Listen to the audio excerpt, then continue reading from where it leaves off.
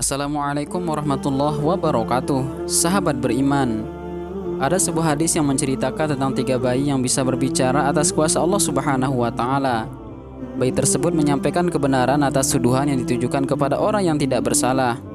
Disebutkan dalam Sahih Muslim pada kitab Perbuatan Baik, 3 bayi tersebut adalah Isa bin Maryam, bayi dalam perkara Jurej, dan bayi yang disusui ibunya.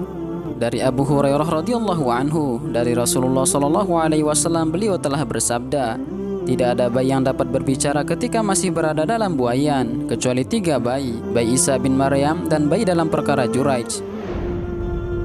Diceritakan Jurej adalah seorang laki-laki yang rajin beribadah. Ia membangun tempat peribadatan dan senantiasa beribadah di tempat itu.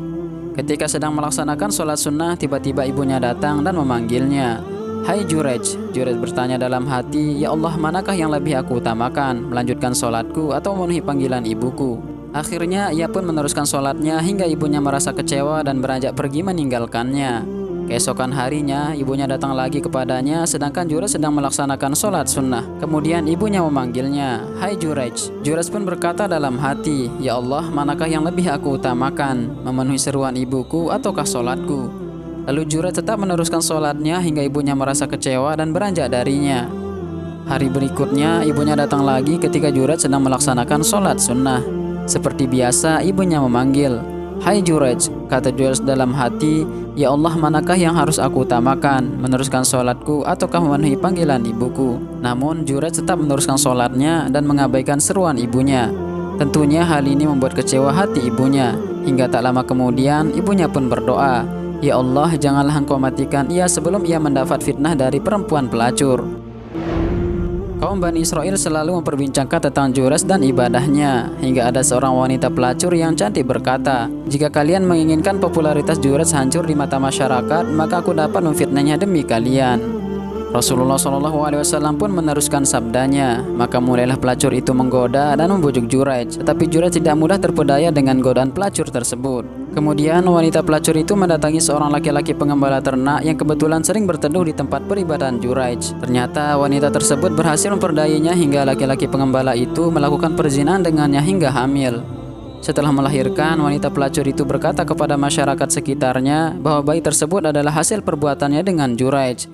Mendengar pengakuan wanita itu, masyarakat pun menjadi marah dan benci kepada Jurej. Mereka mendatangi rumah ibadah Jurej dan bahkan menghancurkannya. Selain itu, mereka pun bersama-sama menghakimi Jurej tanpa bertanya terlebih dahulu. Lalu Jurej bertanya kepada mereka, mengapa kalian lakukan hal ini kepadaku? Mereka menjawab, kami melakukan hal ini kepadamu karena kamu telah berbuat zina dengan pelacur ini hingga ia melahirkan bayi dari hasil perbuatanmu.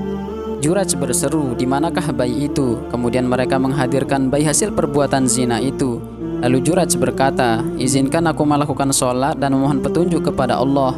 Maka Jurej pun melakukan sholat dengan khusyuk. Setelah melakukan sholat, Jurej mendekati bayi itu dan menyentuh perutnya dengan jari tangannya seraya berkata, hai bayi kecil, siapakah sebenarnya ayahmu itu?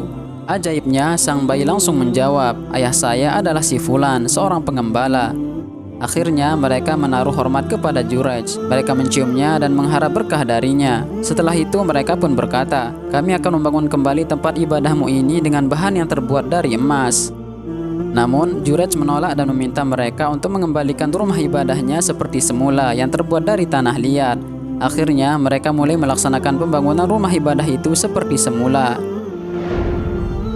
Rasulullah SAW juga menceritakan ketika seorang bayi datang menyusui ibunya, tiba-tiba ada seorang laki-laki lewat dengan mengendarai hewan tunggangan yang gagah dan berpakaian yang bagus pula. Lalu ibu bayi tersebut berkata, ya Allah, ya Tuhanku, jadikanlah anakku ini seperti laki-laki yang sedang mengendarai hewan tunggangan itu.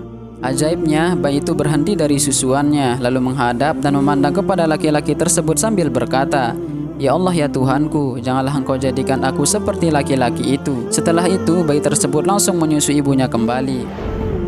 Rasulullah SAW meneruskan sabdanya, pada suatu ketika ada beberapa orang yang menyeret dan memukuli seorang wanita seraya berkata, kamu wanita yang tidak tahu diuntung, kamu telah berzina dan mencuri. Tetapi wanita itu tetap tegar dan berkata, hanya Allah lah penolongku, sesungguhnya dialah sebaik-baik penolong. Kemudian ibu bayi itu berkata, "Ya Allah, janganlah Engkau jadikan anakku seperti wanita itu." Tiba-tiba bayi tersebut berhenti dari susuan ibunya, lalu memandang wanita tersebut seraya berkata, "Ya Allah ya Tuhanku, jadikanlah aku sepertinya." Pernyataan antara ibu dan bayinya itu terus saling berlawanan, hingga ibu tersebut berkata kepada bayinya, "Celaka kamu hai anakku, tadi ketika ada seorang laki-laki yang gagah dan menawan lewat di depan kita, lalu aku berdoa kepada Allah, ya Allah jadikanlah anakku seperti laki-laki itu. Namun kamu malah mengatakan, ya Allah janganlah Engkau jadikan aku seperti laki-laki itu." Kemudian tadi ketika ada beberapa orang menyeret dan memukuli seorang wanita sambil berkata, "Kamu telah berzina dan mencuri," lalu aku ucapkan, "Ya Allah, janganlah Engkau jadikan anakku seperti wanita itu."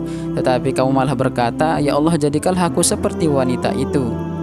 Mendengar perkataan ibunya itu, sang bayi pun menjawab, "Sesungguhnya laki-laki yang gagah dan menawan tadi itu adalah seorang diktator hingga aku mengucapkan, ya Allah, janganlah Engkau jadikan aku seperti laki-laki itu." Sementara wanita yang dituduh mencuri dan berzina itu tadi sebenarnya adalah seorang wanita yang solehah, tidak pernah berzina ataupun mencuri. Oleh karena itu aku pun berdoa, ya Allah jadikanlah aku seperti wanita itu.